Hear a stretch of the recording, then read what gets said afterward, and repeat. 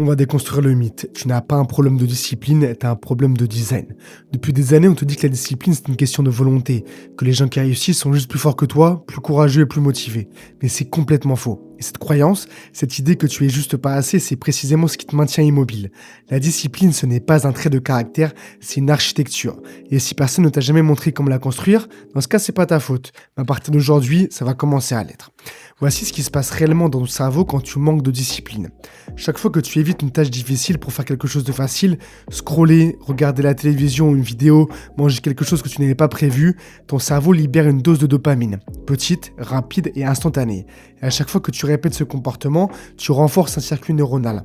Tu n'es pas faible, mais tu es simplement entraîné dans une mauvaise direction. Tu as été entraîné à choisir la récompense immédiate sur la récompense différée. Pas par choix, mais par conditionnement naturel. Des années de notifications, de scroll infini et de gratification instantanée ont littéralement reconfiguré la façon dont ton cerveau évalue l'effort. Les gens disciplinés ne sont pas différemment de toi biologiquement. Ils ont juste, consciemment ou non, construit un système qui court-circuite ce conditionnement. Pour ça, ça va être simple. On va voir 5 mécanismes. Des mécanismes de reconfiguration et on va voir ce qu'ils font maintenant. Le premier mécanisme domine la première heure.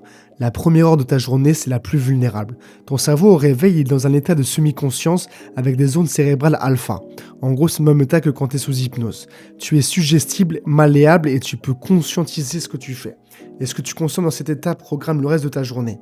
En gros, si la première chose que tu fais, c'est d'attraper ton téléphone, tu viens de signaler à ton cerveau que le monde extérieur est plus important que ton agenda intérieur, que les notifications des autres comptent plus que tes propres objectifs. Et ce signal-là, il résonne pendant des heures. Ceux qui sont disciplinés protègent leur première heure comme un territoire. Pas de téléphone, pas d'email, pas d'informations externes. Juste mouvement, clarté et les 3 priorités du jour écrites à la main. Pas parce que c'est joli, mais parce que ça active le cortex préfrontal, la partie du cerveau responsable de la planification et du contrôle avant que le système limbique émotionnel ne prenne le dessus. Tu ne gères pas ta journée, tu gênes ton cerveau. Et ça commence dans les 5 premières minutes après le réveil. Mécanisme 2, la confrontation quotidienne. Chaque jour, une tâche que tu redoutes. Une seule, mais la plus difficile. C'est pas une méthode de productivité, je sais pas quoi, non. C'est de la musculation cognitive. Chaque fois que tu t'assis face à quelque chose que tu veux fuir et que tu l'affrontes quand même, tu envoies un signal à ton système nerveux. Je suis le type de personne qui ne fuit pas et qui affronte les choses. Au début, c'est douloureux et c'est pas très confortable. Ton cerveau génère de la résistance, de l'anxiété et des envies de procrastiner. C'est complètement normal, c'est le système de récompense immédiat qui se défend.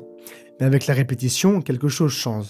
L'inconfort diminue, pas parce que la tâche est devenue plus facile, mais parce que ton cerveau a commencé à associer l'effort difficile à la récompense, l'accomplissement, la progression, l'estime de soi. Tu ne deviens pas plus motivé, mais tu deviens accro à la confrontation et au défi.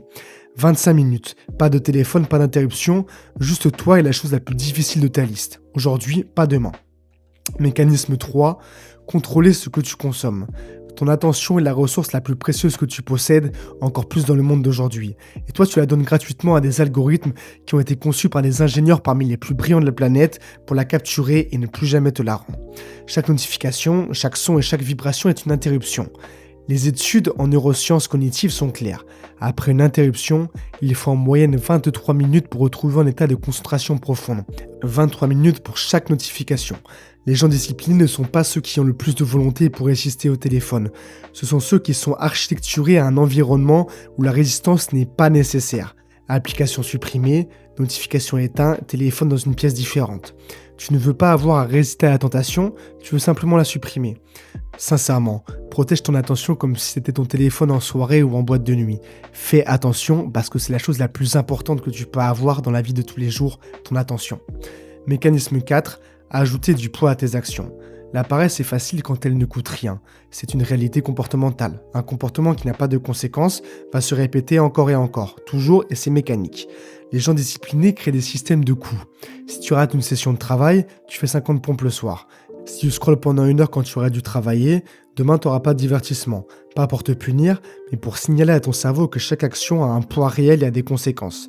La discipline ne grandit pas dans le confort, elle grandit là où les actions ont des conséquences dans le futur. Alors écris ta règle, celui-là est sans exception, tu t'y colles. Parce que chaque exception que tu t'accordes est une preuve que tu ne peux ne pas te faire confiance. Et cette preuve elle va s'accumuler. Mécanisme 5 le plus important, l'architecture du temps. La volonté, c'est une ressource qui est limitée, tu l'as bien compris. Les études de Roy Baumeister sur la déplétion de l'ego le montrent clairement. Plus tu vas prendre de décisions dans une journée, moins tu as de capacité à résister aux impulsions. Les gens disciplinés ne s'appuient pas sur la volonté, ils s'appuient sur la structure qu'ils ont mis en place. Même heure de réveil, chaque jour, même plage de travail profond, même routine du soir. Quand ta vie est structurée par bloc, les décisions sont déjà prises à l'avance. Dans ce cas, tu n'as pas à décider de travailler, c'est l'heure de travailler. Tu n'as pas à décider quand te coucher, parce que c'est l'heure de te coucher. L'action devient automatique et quand l'action est automatique, la discipline cesse d'être un effort. Elle devient simplement qui tu es, ton identité profonde.